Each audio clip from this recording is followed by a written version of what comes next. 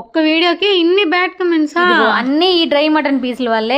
కాదు ఒడి తునకల వల్ల. నేనేదో అందరికి అర్థమవుతుంది కదా అని చెప్పి ఇంగ్లీష్ లో పెట్టా. మళ్ళా దాంట్లో కూడా డ్రై మటన్ అంటే ఏంటి అని వేరే దానికి క్వశ్చన్స్. వీడియోకి వచ్చిన కమెంట్స్ ని చూసాకే నాకు ఒక విషయం అర్థమైంది. అందరూ నేను ఒడి తునకల బిజినెస్ పెట్టానని అనుకున్నారు. జనాల్ని మోసం చేస్తున్నారు, అసలు అంత ప్రైస్ ఉండదు, అసలు అది ఇంతగా డ్రై మటన్ అని ఎన్ని క్వశ్చన్స్ వచ్చాయి తెలుసా. అయ్యో నేనేం బిజినెస్ చేయట్లేదు, మేము ఇంట్లోకి ప్రిపేర్ చేసుకున్నామని చెప్పినా సరే ఎవరు నమ్మట్లేదు. నచ్చినట్టు వాళ్ళు ఎవరికి తోచింది వాళ్ళు ఏదేదో పెట్టేసుకుంటా పోతా ఉన్నారు. ఎన్నిసార్లు చెప్పినా మీరు నమ్మేటట్లు లేరులే అని చెప్పి ఇంక వదిలిపారేసాను అనమాట. ఒక్క రిప్లై కూడా ఇవ్వట్లేదు ఇప్పుడైతే. కొంతమందిలో ఒక్కరేమో పాజిటివ్ గా రెస్పాండ్ అవుతున్నారు అంతే, మిగిలిన వాళ్ళందరూ సరే నెగిటివ్ గానే చూస్తున్నారు ఆ వీడియోని. ఇంకొంతమంది అయితే మటన్ ని ఫ్రెష్ గా తినకుండా ఎండబెట్టుకొని తింటున్నారు. అసలు ఎవరన్నా ఎండబెట్టుకుంటారని కూడా అడుగుతున్నారు. కమెంట్స్ అన్ని చూసాక నాకే భయం వేసింది. అయ్యో మనం ఏమన్నా తప్పుగా పోస్ట్ చేసేసామా ఏంటని. 100 మందిలో ఒకరు ఇద్దరు అవును మేము కూడా తింటాము బాగుంటుంది బలం అది అని చెప్తే అబ్బా అప్పుడు ప్రాణం లేసి వచ్చింది. ఈ కమెంట్స్ అన్ని వచ్చింది ఎక్కడో చెప్పలేదు కదా, యూట్యూబ్ లో కాదు ఇన్స్టాలో. ఒక్క వీడియోకి 4 మిలియన్ వ్యూస్ వచ్చాయి తెలుసా. పాజిటివ్ గాను నెగిటివ్ గాను